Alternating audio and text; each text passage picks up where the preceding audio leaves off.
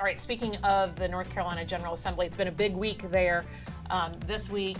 I mean, just ticking through these veto overrides. And some of the big bills that we've been talking about here on the Debrief that you've been following in Carolina Journal, now law.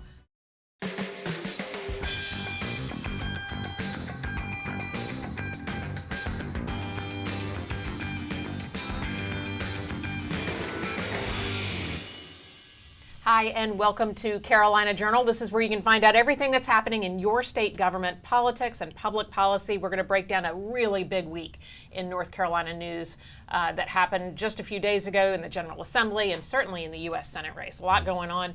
Joining us this week, Donald Bryson, CEO of the John Locke Foundation, and of course, Mitch Kokai, who is a senior policy analyst at the John Locke Foundation as well, and David Larson, Carolina Journal's managing editor. Okay, a lot has been happening. Let's jump right in on this Thursday. We have Michael Watley. Looks like this is going to be a Watley Cooper race.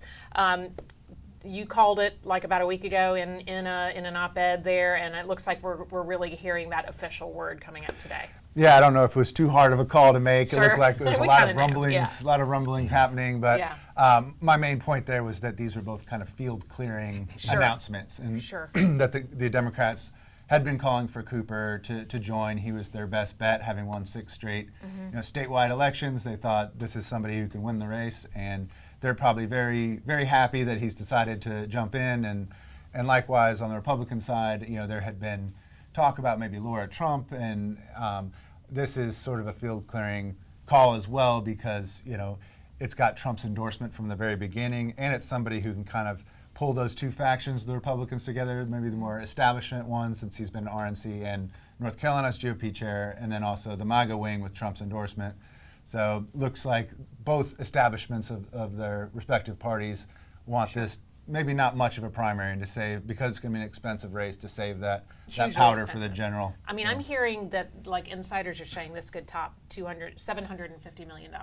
For a Senate race. I've definitely seen $500 million, which is that's a tremendous amount of money, which of course a lot of people, including former WRL reporter Travis Fain, who had a funny remark on X where he said, I may end up getting part of this, but it's so awful that we're spending so much money in politics. When the truth is, we actually spend more money in America on Halloween candy than we do on elections. Oh, that's a good perspective.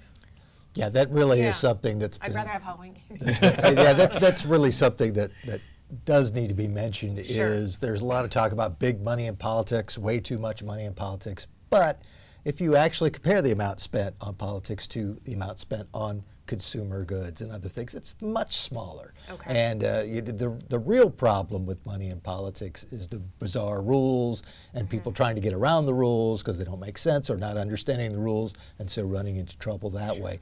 But back to the point that David was making earlier, the most interesting thing to me about all of this is the fact that we are at this early stage in the game really seeing the field cleared for these two candidates. An open Senate seat, you might expect. You'd see a bunch of people who are, okay, I'd like to serve in the Senate, now's my time to run. Right. And you could see that on both sides. Neither party wants that. Both of the major parties want to have their candidate line up the campaign organizations, line up the campaign donors, not have to worry about the person getting bludgeoned in a hard-fought primary. There is some advantage to that in that you save some of the money. You kind of get your message together. You get on the Democratic side, you get your anti-Watley message and pro-Cooper message together. On the other side, you get the anti-Cooper and pro-Watley message together. The downside, as we've seen from some recent elections, is if your candidate has some problems, having a contested, hard-fought primary might be a good thing to make sure that that candidate can withstand those problems. If you don't have a hard-fought primary and you get into a general election campaign and that person runs into a buzzsaw, the party can't do much about it. Sure. We saw that in the last gubernatorial race. Republicans had a candidate. Once it got to the general election and the other side said, okay, now that you're the nominee, we're going to throw out everything bad we know about you, you can run into problems. So there are pluses and minuses to doing it this way. Yeah, absolutely. So what are your thoughts? One of the challenges that Mitch was just talking about, Cooper has a lot of name ID. People know who he is. Generally, they've already decided what they think of him. Watley doesn't have that. That can be good or bad. Is that a double-edged sword? Well, it definitely is a double-edged sword. I think Cooper's burden is his record. I think you're going to hear the term 888 days on repeat, which is how long he kept the state under emergency order during COVID. It led to a lot of things, problems with Medicaid, and kept kids out of schools and things like that. Michael Watley's problem is going to be Donald Trump. Whatever party is in control of the White House tends to do poorly in midterm elections. That's just the truth of the matter. And so how much is he tied to Donald Trump? But Donald Trump's just a different character altogether. I don't know what this midterm really is going to, or if it's going to be a typical midterm. Sure. But we did learn in 24 that it seems like only Donald Trump can be Donald Trump. So that's going to be one of the challenges that I think Watley has, is to stay aligned, keep the party together, even those who may have hesitations about him now being part of that establishment, but not trying to cross the line right into being Trump-y.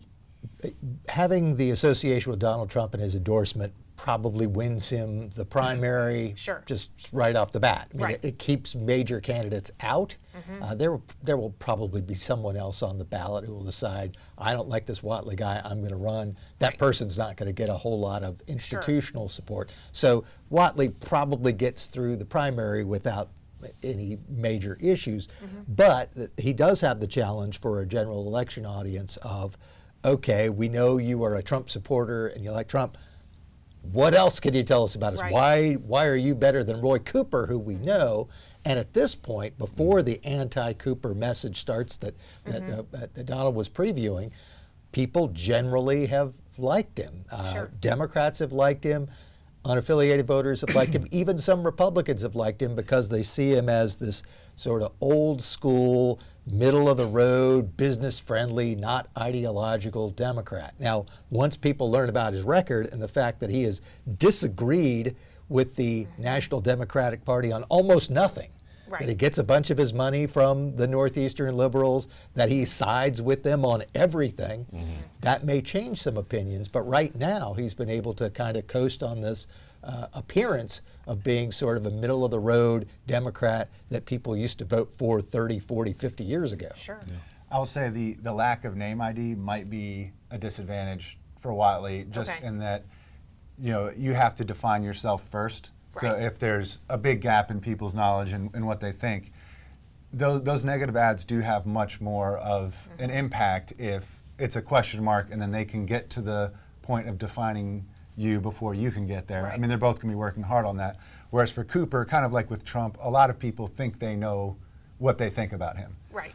That their opinion might not be as easy to shift. Sure. But Watley's going to be hard to knock down. Hardworking, squeaky clean. Like, it's going to be a challenge for the Cooper campaign. It will be, but I mean the professional story is professional lobbyist goes to GOP chairman, right? Like it reeks of political establishment. And how much does that tie to people? But at the same time, Roy Cooper's been in elected office since 1986. 40 years. I mean, reeks of professional politician. I'm just serving the people. Well, this is a long time to be serving the people, my man, on the people's paycheck. Well, the flag has been waved. It is going. And as Donald said, there's a lot of record for Roy Cooper to talk about. There's COVID. But you could also talk about what his administration did on dealing with hurricanes. And I'm guessing that it would be easy for Republicans to find a number of people in eastern North Carolina who could come out and say, I'm still not living in a home 7 years after this hurricane thanks to Roy Cooper. Yeah, that's an ad waiting to happen in the DMV. And most people, if they interact with the state of North Carolina, it's through the DMV, and that has been a disaster. And a lot of his victories, a lot of the talking points that he wants to highlight are things that really the General Assembly could probably take more credit for than him, because they didn't really have to get his signature on a lot of things. They had veto-proof majorities, supermajorities. So he's kind of picking and choosing which of the things that they did does he want to take credit for. Teacher raises that he probably fought because he didn't think they were high enough. Or didn't sign the budget for them. Things like that. So it's tougher for him to really claim those as his own. Right. Well, all right, speaking of the North Carolina General Assembly, it's been a big week there. This week, I mean, just ticking through these veto overrides. I was really surprised at how fast this went. And some of the big bills that we've been talking about here on the Debrief that you've been following in Carolina Journal, now law. So tell me what some of those are. Sure. So 3 bills of what, 8 veto overrides that think went through so. both chambers that we've been following at the John Locke Foundation. First, there was Senate Bill 266, the Power Bill Reduction Act, which is just a phenomenal name for a bill. The biggest thing that bill does is it gets rid of this 2030 target to have emissions from electrical generation down by 70% compared to 2005 levels. 'Cause Okay. They pull that number out of the hat a lot. Right. By 2030. Okay. This is that was based off of a 2021 bill that passed and Roy Cooper signed, but because of that very short runway to 2030, it was basically just shoehorning solar energy and an overbuild of solar energy onto the grid in North Carolina. So getting rid of that interim target definitely allows more time to put natural gas, which is cleaner than coal, and nuclear onto the grid to give us a more reliable and affordable energy going forward. And so that's great. Analysis from public staff said that would save ratepayers more than $13 billion over the long term, Wow. which is great. Then there's the Personal Privacy Protection Act, which affects nonprofits like the John Locke Foundation or the ACLU or the SPCA or whoever. And the idea is, government already cannot take the Schedule B, which when we file our taxes, that's the list of donors that go out. That goes to the IRS, but it goes nowhere else. That's not public information because people have a right to privacy and they have a right to association. That's already law. And so this doesn't change the reporting requirements for any nonprofit or any, like 501c4 or 501c6 that does electioneering, because they still have to report that to the Board of Elections. What this does is if somebody from the auditor's office or the attorney general's office, for example, and it's happened in other states like California and New York, want to compel someone like the John Locke Foundation or the ACLU to turn over our list of donors, they are hit with a civil penalty and a fine and can't do that. So it proactively protects So it puts some teeth nonprofit in our donors. existing law. Absolutely. Right. That's exactly what it does. And then the final bill, which we've been very excited about, has to do with regulatory reform. And so if a rule put out by a commission or some government entity is going to have an impact of over $20 million over 5 years, then it has to come back to the General Assembly for approval. And the reason is very simple. It's a separation of powers problem. If a regulation is that large, of significant financial impact or economic impact, it's probably a law and not just a regulation. Right. And the state constitution says that laws can only be passed by the General Assembly. And so this sort of fixes that. That's not going to affect that many rules, but on rules where that are over appropriately large, that comes back to the General Assembly, and that's just right-sizing government. Right. Well, these were overridden by both chambers of the North Carolina General Assembly. They were vetoed. So those 3 bills and some others that we've talked about were vetoed by Governor Stein this summer, and the General Assembly came back and overrode those vetoes pretty cleanly. I mean, the Senate has a veto-proof majority, so they could do that party line, but the House, with a brand new speaker, had to really wrangle some votes and do some talking and have some Democrats come over and decide to override those vetoes. Let me ask you about the politics side of that, because I'm not positive this would have happened under a Governor Cooper, for example. What do you think this means? Well, it didn't during the time of Roy Cooper. Roy Cooper was in office for 8 years. The first 2 years, Republicans had a veto-proof supermajority, so when he vetoed bills, they overrode most of his vetoes. Not all, but most. But then there was a 4-year period, the middle 4 years of his 8 years. 18, when 23-ish, Yeah, so like the 19 through 22. So anyway, the middle 4 years, they had no veto-proof supermajorities. Any bill that Roy Cooper vetoed, and I believe it was a total of 47 over the 4 years. More than anybody, any governor. None were overridden. Right. Democrats always stuck by the governor, even if it was a bill that had almost unanimous support when it first went through the chamber. If Cooper vetoed it during that time frame, they would not vote against him. Right. And then once Republicans got the veto-proof supermajority again for Cooper's last 2 years after Tricia Cotham, the state rep in Mecklenburg County, flipped from Democrat to Republican, then they overrode all of his vetoes. Right. So when Cooper had that help of having not a veto-proof supermajority for Republicans, he was able to keep Democrats in line for every veto over a 4-year period. Now we see Stein is in that situation that Cooper was in during that period, and he was not able to do that. You saw at least one, in some cases as many as 3 votes from Democrats voting on the 8 bills that did get through the House.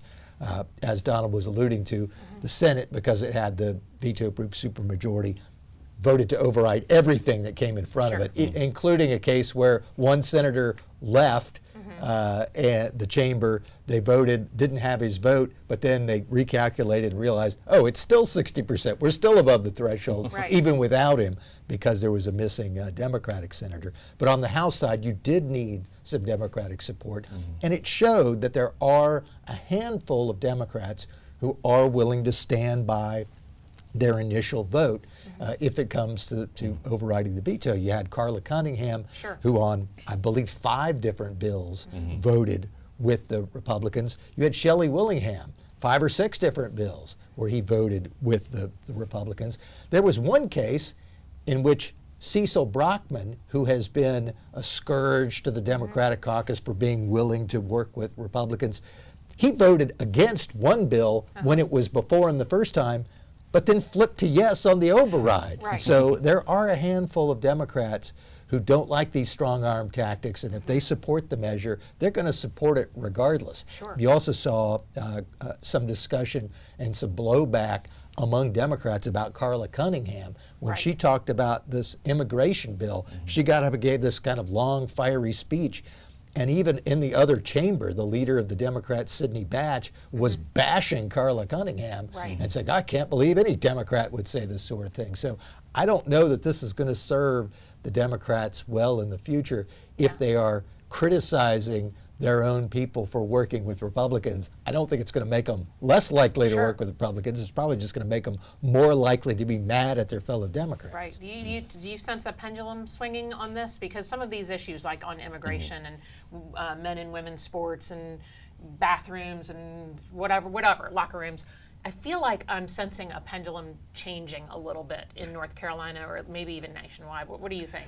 Oh, I definitely think so. After the 2024 elections, there was about 50 articles about how woke is dead, and you know, James Carville came out and said it, and you know, Bashir, the Kentucky governor, and there was, you know, so many. Even Bernie Sanders said that we need to get away from woke and go back to the working class. He said. So I think there's this idea of we need to get away from these cultural issues. They're not winning issues for us. A lot of them are 80-20 issues against them. So I think, you know, things like DEI or, you know, House Bill 805 that was to do with men and women. That was also overwritten, which is about K-12 schools can't compel different gender students or different biological sex students to have to stay together in sleeping quarters like on a field trip. But it also defined that there's men and women. Men and women. Male and and female. that's it. So that's law now. Even in D.C., you saw Trump call for the Black Lives Matter Plaza, and Mayor Bowser, I believe her name is, said, yes, we'll do that. We have bigger fish to fry than to worry about this, and complied almost immediately with Trump. But I saw similar language with Stein, where he said, rather than really push back on the cultural issues, he would say, we have bigger things to worry about. You know, try to get the budget done. So I do think there is a swing where they don't really want to fight on it. Their new phrasing is, we just have bigger things to talk about, kind of pivot away from it. So maybe they don't upset their base by completely switching positions, but they change the language. So I do think that'll be an interesting thing to watch on some of these. What do you think?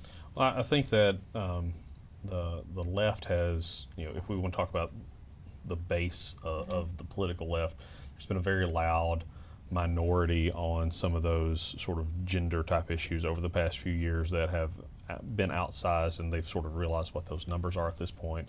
And I think some of the leaders, including Josh Stein, some of the national leaders, a very fascinating interview with Megyn Kelly and Rahm Emanuel on some of these issues over, I think it was 2 weeks ago.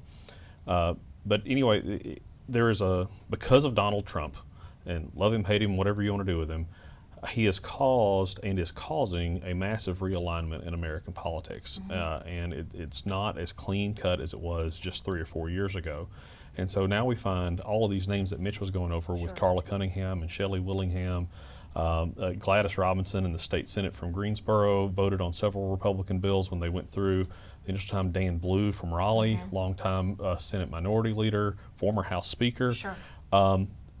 It shows you that the most natural allies on the left for legislative Republicans are the Black Caucus.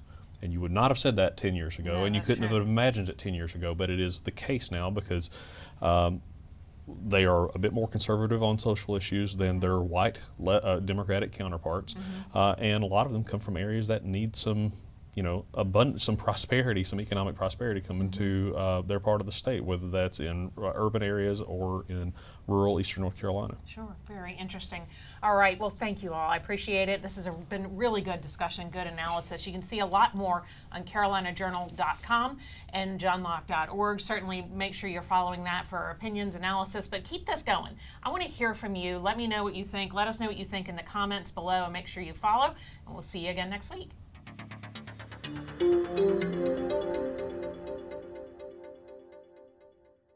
Did you learn something? Make sure you subscribe to Carolina Journal's YouTube channel and watch the Debrief every week, where we're going to be breaking down everything happening in your state government. And check out carolinajournal.com for the latest breaking news.